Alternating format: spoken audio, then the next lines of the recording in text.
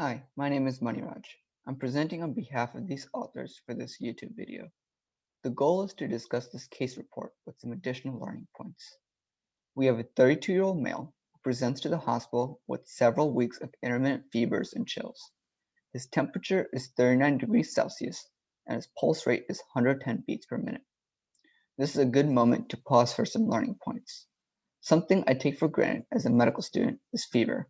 The intricacies of fever can include the definition of fever, like surgical fever, location where you take the temperature, oral versus axillary versus rectal, for example, and fever patterns, intermittent versus remittent, etc. Relevant to this case, this patient has intermittent fever, which means the temperature is high, but falls within normal range at some point each day. I will link an online chapter on fever in the video description. Chills are defined as shivering and shaking associated with temperature changes. The mechanism of chills is an increase in the temperature set point, beckoning the hypothalamus to warm up internally. Involuntary muscle contractions, the manifestation of shivering, generates internal body heat. Relative bradycardia occurs when the pulse rate fails to rise by at least 15 beats per minute for each degree increase in Fahrenheit. We don't have the baseline vitals on this patient to ascertain if he has relative bradycardia, but I thought it'd be a nice starting point. For a differential on relative bradycardia, I'll refer you to page 8 of Dr. Mansour's Frameworks for Internal Medicine book. Moving on, we find that this patient has a 2 out of 6 holosystolic murmur at the lower left sternal border. He is an IV drug user. This prompts obtaining a transthoracic echocardiography, which reveals an echo density on the tricuspid valve septal leaflet associated with a mild tricuspid regurgitation and a right to left shunt. Blood cultures were positive for MRSA.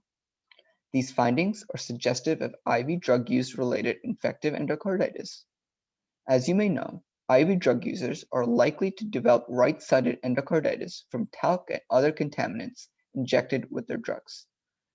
These substances damage the first valve seen in the heart. A damaged tricuspid valve is susceptible to endocarditis from bacteremia.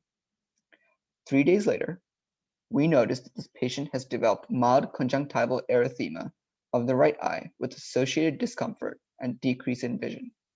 Visual fields testing is suggestive of a large inferior scotoma. A scotoma means an alteration in the part of the visual field.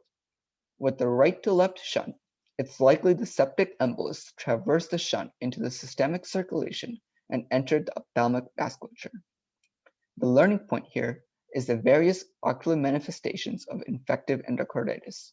These include Roth spots, retinal arterial occlusions, central and branch, ophthalmic arterial occlusion, posterior uveitis, including retinitis, chorioretinitis, choroiditis, and vitreal infiltration, and endophthalmitis. I will link an online chapter about ocular manifestations in the video description and will cover what the patient has on the next slide. We diagnosed this patient with endogenous endophthalmitis with subretinal abscess based on bedside ophthalmoscopic findings. Specifically, it showed a yellow, elevated subretinal mass 10 times the size of the optic disc adjacent to the superior temporal vascular arcade with associated intraretinal hemorrhage. Endophthalmitis is defined as the inflammation of the intraocular cavities of the eye, like the vitreous humor. Bacterial penetration of the vitreous results in endophthalmitis.